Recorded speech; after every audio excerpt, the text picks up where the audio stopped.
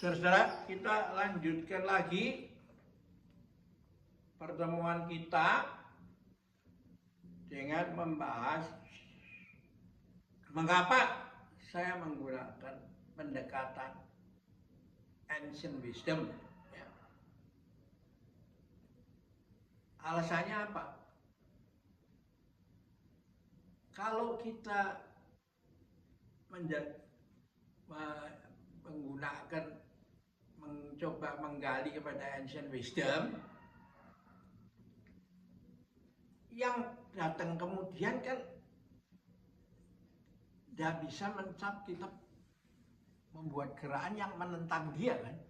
Benar kan? Karena kita memperdalam sesuatu yang sudah ada jauh sebelum Anda lahir kan. Nah, karena itu pintu masuk untuk kita dikritik di situ udah otomatis Anda bisa pecahkan ya. Nggak bisa lagi masuk. Nah, kalau saya mengadakan pembaruan di setiap yang ada sekarang, itu tentu akan terjadi gesekan dengan elit yang berkuasa, yang saat itu memimpin. Dan itu akhirnya gesekan itu akan menimbulkan perpecahan itu. Karena itulah Anda melihat bahwa banyak aliran-aliran agama itu, ideologi juga apa saja, itu selalu pecah dan sudah itu tidak bisa disatukan lagi itu. Ya.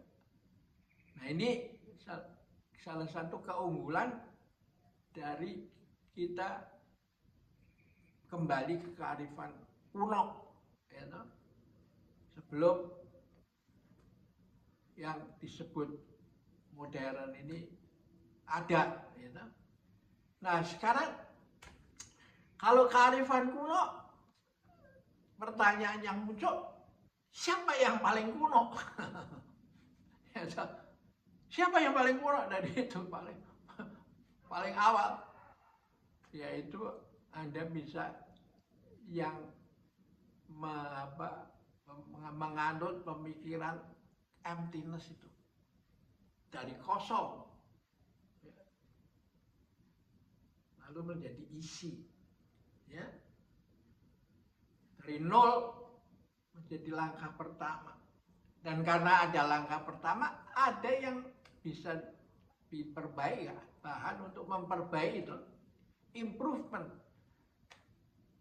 tahap kedua, tahap ketiga, tahap keempat, terus sehingga Anda bisa memimpin transformation without friction. Ini penting itu, ya. Dan kekuatan Tai Chi itu di ancient wisdom itu ada di sini. Jadi kalau masa depan peradaban ini, apakah kita bisa mengembangkan transformation without friction? Nah, di Tai Chi ini ada, karena konsepnya bukan berputar begini, tapi seperti gelombang gini toh. Seperti musim semi.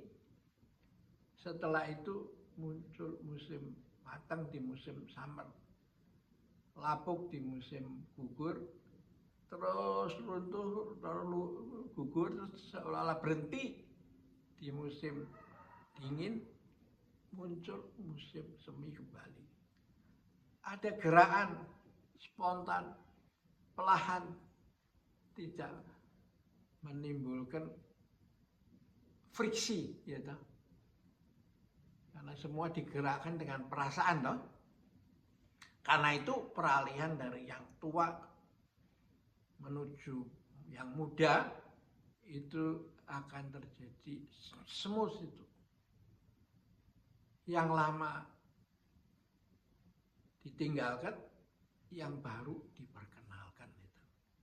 Nah, dalam cerita silat Anda melihat bahwa seperti gelombang sungai Tiangkang itu. Dalam cerita silat dikenal nama Tiangkang. Tapi kalau di dalam sungai yang dalam bahasa Mandarin ini sungai Yangtze itu. Sungai yang besar. Gelombang yang datang belakangan memukul yang di depan itu. atau yang datang duluan dipukul oleh yang datang belakangan. Regenerasi akan ada kemana-mana.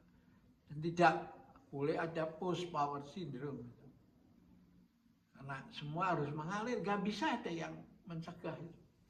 Nah itulah akhirnya teori Darwin yang pertama itu dikatakan survival of the fittest berkembang menjadi survival of the kindness.